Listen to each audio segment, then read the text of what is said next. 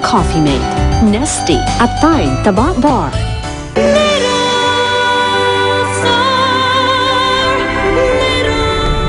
Kapag nalaman niya ni Dave na magpapapreskong ka para ibulgar yung sekreto nila ni Gwyneth, lalo lang magkakagulo. Alam mo, magmaneho ka na nga lang. Nagmamadali tayo, diba? Ang mga tao mahilig yan sa soap opera, ha? Magugustuhan nila ang takbo ng kwento ng buhay mo ngayon. Kilala niyo naman yung si Gwyneth, gagawin niya ang lahat para sa karir niya. Nakita niyo nga, ginamit niya nga si Nino dun sa barangay, dun sa contest. Oo nga. Simula nung tinalikuran nila ang responsibilidad nila kay Nino, at tinanggihan nila na tulungan ng bata, parang tinanggal niya na rin ang karapatan niya na maging ina kay Nino. Nagkaroon ng severe head injury ang biktima dahil sa tindi ng pagkakabugbog sa kanya. And this injury can cause his brain to swell or bleed that lead to a state of coma.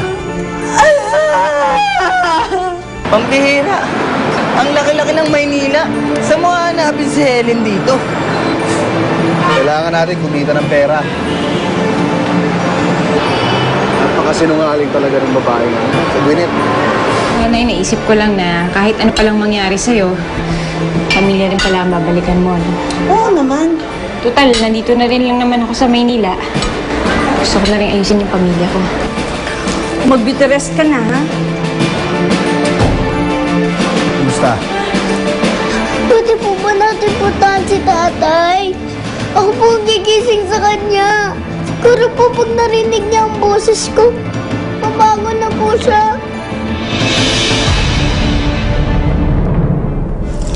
Uy, bitaw mo yan. Bitaw mo yan. Bitaw! Anong kailangan mo sa amin, ha? Relax lang kayo. Hindi ko kayo sasaktan. Yun ay kung magpapakabait kayo. Nabasa ko yung interview mo eh. Ganun talaga pinalabas mo ha. Ninakaw yung anak mo. Sa totoo naman, tinapon mo yung anak mo, pinaalagaan mo sa amin ni Helen. Paano kaya kung magsalita ako? Ikukwento ko lahat ng alam ko. Walang maniniwala sa'yo, ex-convict ka! Kung si Helen ang ilabas ko, siya magsasabi ng lahat. Sira plano niyo.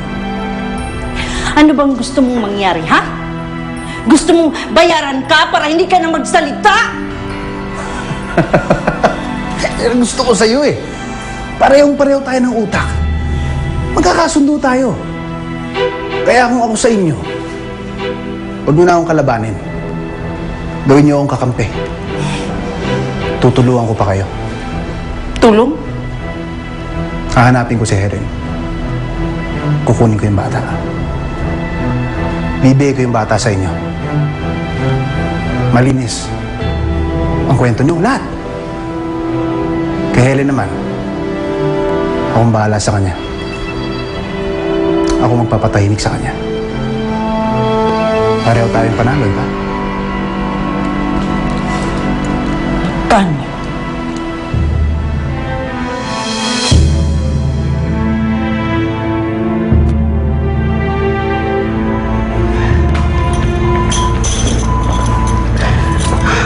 George, pwede ba ikaw muna dito?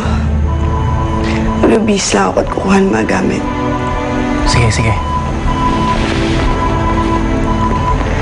Sabi ng doktor, stable naman daw siya.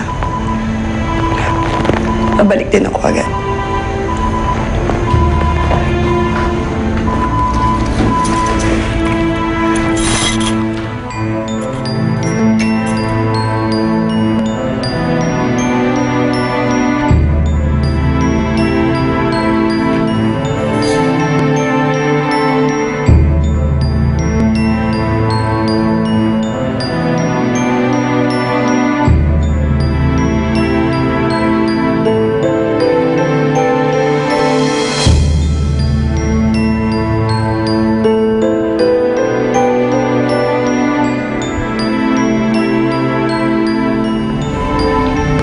Hello, Helen.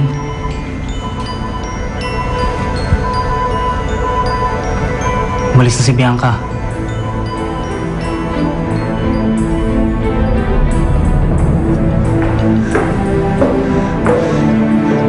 Ma, bakit ka naman pumayag sa kagustuhan ni Lester? Kung kakalabanin natin siya, tayo lang ang masisira. Kailangan sumasabay lang tayo sa laro niya. Pero hindi natin siya dapat pagkatiwalaan. Hindi pa rin naman ako nagtiwala sa kanya. Kailangan lang bawasan natin ang mga taong kumakalaban sa atin. Gagamitin natin siyang kakampi. Ma, paano kung nakipagkuntsaba lang yun kay Helen? Tapos perahan tayo katulad ng dati. Huwag ka na nga matakot dyan, Gwyneth. Naisip ko na yan. Mayroon na akong binabalak na plano para dyan.